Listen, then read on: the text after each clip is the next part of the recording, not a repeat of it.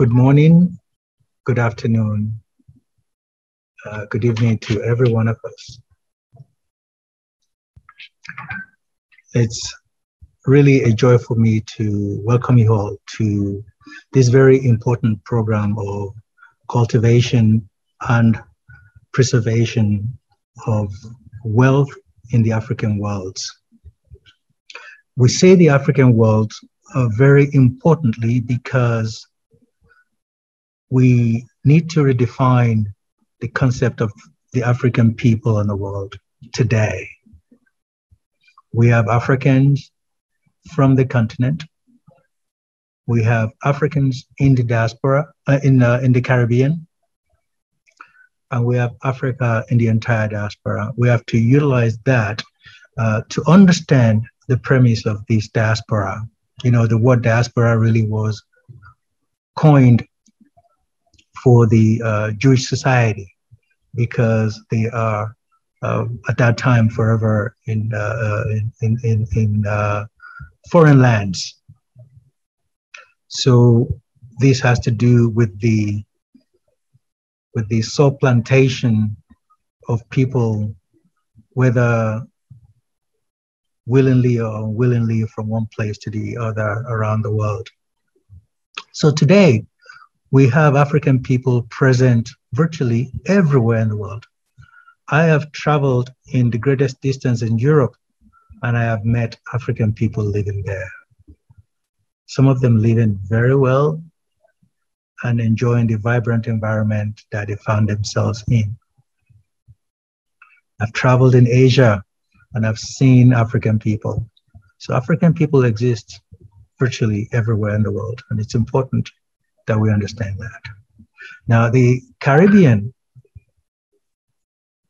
many, perhaps most of those have African heritage, as you know, have cultivated new culture, new identity, new presence, and newfound lands where they are today, to the point where the identity, the Caribbean identity, is very, very firm. And we are so grateful for the graciousness of the Caribbean people that most of them have never forgotten their roots. So they identify as African. The same thing is in the United States of America. The same thing is in Brazil, okay? And the same thing is in many other places around the world, whether it's the UK or Germany or France and so on and so forth. We exist in the diaspora with such strong presence. But one thing that has not changed is our African experience. It's similar across the board. We face challenges, much of which is societal acceptance, much of which is denial of humanity, much of which is denial of economic access. So it has been incredibly important for people of African descent everywhere to put their heads together to figure out exactly how to navigate this maze that we have inherited as a people. So this is the main reason why we have included economic and trade and investment program in the Spirit of Peace and Prosperity. The Spirit of Peace and Prosperity Summit started 6 years ago. That's why we are in the 6th annual observation of the event. Now, the program itself encompasses series of high-level meetings featuring traditional indigenous rulers, monarchs, religious leaders, representatives of government, ethical and socially responsible corporations, society organizations, civil society organizations, relevant institutions, scholars, professionals across interdisciplinary faculties. And this summit provides the opportunity to ensure the inclusion of cultural values in the Sustainable Development Goals. The program itself takes place from 17th of July to 21st of July. It's a 5-day program.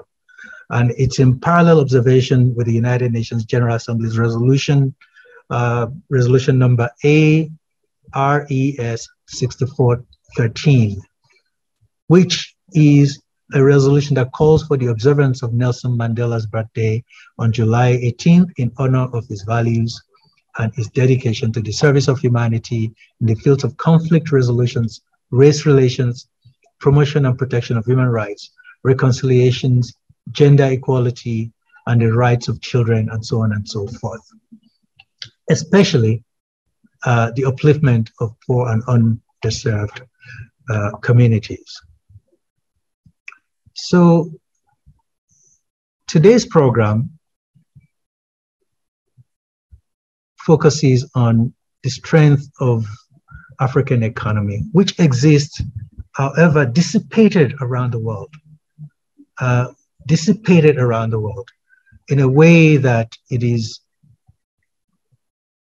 unfortunately not coordinated strongly as it should be. Of course, there is some strong effort going on, but as you know, many of our nations operate in silos. Even in the Caribbean, where you have a very strong Caribbean cooperation, when it comes to sport, or for instance, when it comes to that very popular sport that they play in the Caribbean, and the play, I don't remember the name. There's the one day, it's like hockey, but it's not. You hit it with cricket. Thank you very much, cricket.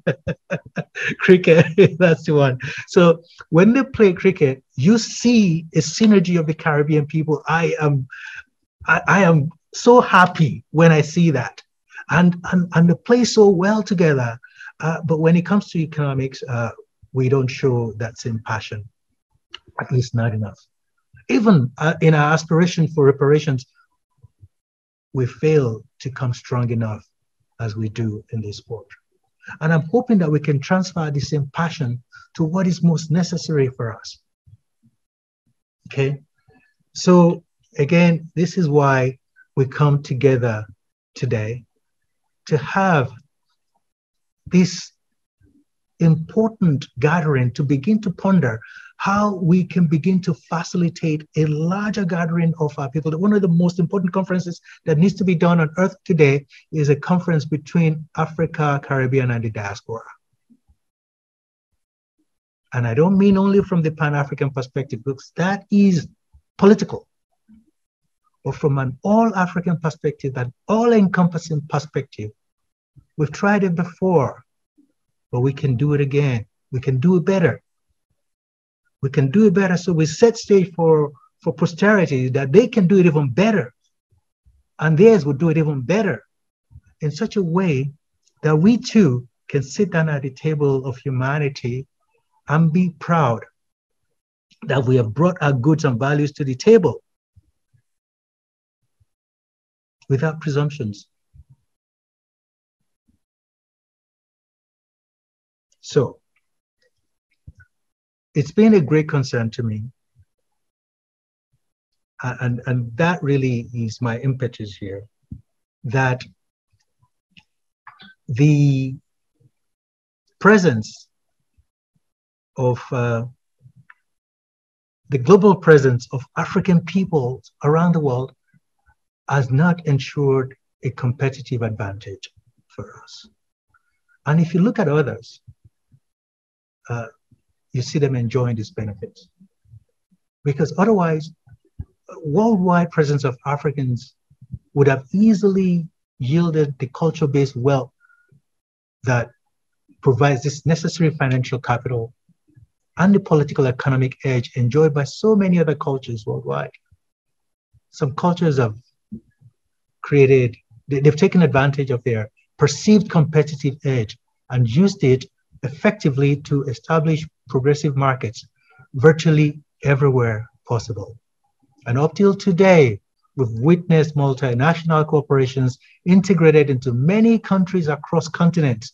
Their presence in other countries will continue to change people's thinking and consumption habits. Multinational corporations usually have specific origins. They must always remain loyal with their products and finances, and the underlying ideas and cultures must circulate freely to ensure the established economic relations. Since culture is a way of life, all specialized products and services reflect particular cultural identity.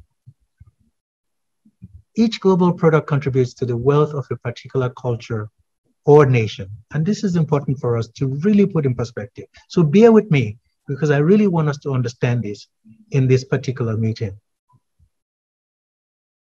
An excellent example of multinational corporations with an inconspicuous global presence can be found in the automobile sector, where we have General Motors and Ford are known to be American. That's just normal. You go anywhere, you have those cars, they say, you drive an American. That's what they say, even in America. Hyundai is Korean. Tata is Indian. VW, we call it VW, V as in W, V as in Va, and V is W in German. BMW, in some cases, people call it Be My Wife because of the affection for this car. Mercedes, all these are German. They are German products. They are German culture. Volvo is Swedish. Mitsubishi, Toyota are Japanese. Fiat, Lamborghini, and all those exotic cars, the Italian. Lada is Russian. Citroën is French. Range Rover, Jaguar, Rolls-Royce, those are the breeds. So similar cultural identity can be found in technology today as well, be it computer, audio systems, refrigerators, televisions, all these, even in banking, you can find these examples, whether it's IMF, World Bank, ADB, and so on and so forth. So one other area worth mentioning is perhaps the media, okay, where you have Hollywood, Bollywood, Nollywood, Gollywood, Riverwood, etc. So if deliberate from the onset and adequately organized, this type of attunement can help into its natural instinctive resource to contribute to the collective conveyance of African values and eventually lead to the creation of the necessary financial wealth, which contributes what we can describe as an economic power. So what I'm trying to explain here is an African opportunity that is laying ready for us, and we are not grappling it enough. We need all hands on deck in order to lift this up. Because turning global presence into a global competitive advantage requires a culture to consciously match its value creation potential with the opportunity generated by its predisposed global relations and presence. This means that if globalization is indeed a relational economy, there is no reason not to think of the possibility of a new global African economic relationship, initiative driven by culture and technology, because the culture is what we already have in abundance. And technology makes it possible to organize information, create efficient communication, production, distribution, risk management, and monetization virtually on global basis. So Africa, the Caribbean, and the diaspora are linked together by their origins. Therefore, the conditions of being related provides an excellent opportunity for economic trade relations, which can also serve as the necessary means to reconnect and strengthen the ties between Africa and the entire diaspora, including the Caribbean.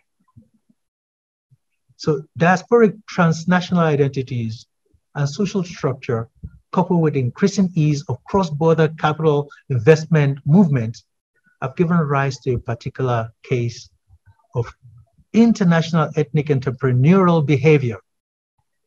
This presentation is designed to help identify these opportunities and suggest the framework for analysis and action necessary to create the global African competitive advantage. So I thank you again so very, very much for being here today. And I really look forward to this deliberation. And my name is again Dr. Wale Idris Ajibade. I am the Executive Director of African Views Organization. I will be your host today. I've chosen to host this particular program because of the caliber of people that are going to be speaking with us today that have taken the time to support this initiative, and also because I know them and I want to personally engage in some of the deliberations today.